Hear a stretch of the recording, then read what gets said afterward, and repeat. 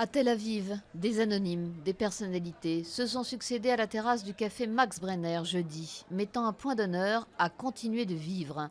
Mercredi soir, dans ce même café, situé dans un quartier animé, 2 Palestiniens ont semé la terreur en ouvrant le feu sur les clients. 4 Israéliens ont été tués, 5 autres blessés.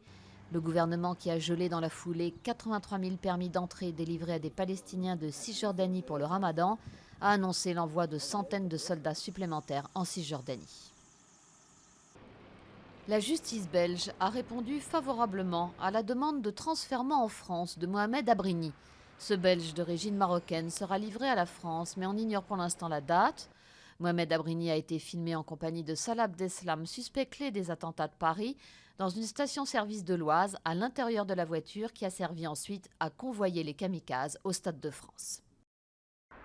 À quelques heures du début de l'Euro de football, le climat social reste très tendu, notamment à Air France, où les pilotes ont reconduit leur grève. 20 à 30% des vols prévus samedi seront annulés d'après la direction. Pas d'amélioration du côté de la SNCF non plus, avec en moyenne 4 TGV en circulation sur 5, un train sur 2 sur les lignes Transilien et Intercité et 6 TER sur 10. Un autre secteur en grève, et ça commence à se voir, notamment à Paris, les éboueurs qui ne ramassent plus les poubelles dans la moitié des arrondissements parisiens. Ils ont reconduit leur mouvement dans le plus grand centre de déchets d'Île-de-France jusqu'au 14 juin.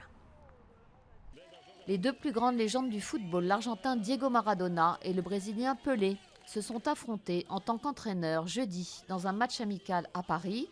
Une centaine de médias du monde entier ont fait le déplacement pour voir les 2 numéros 10 de légende diriger ce match à 5 contre 5 sur un petit terrain aménagé au Palais Royal.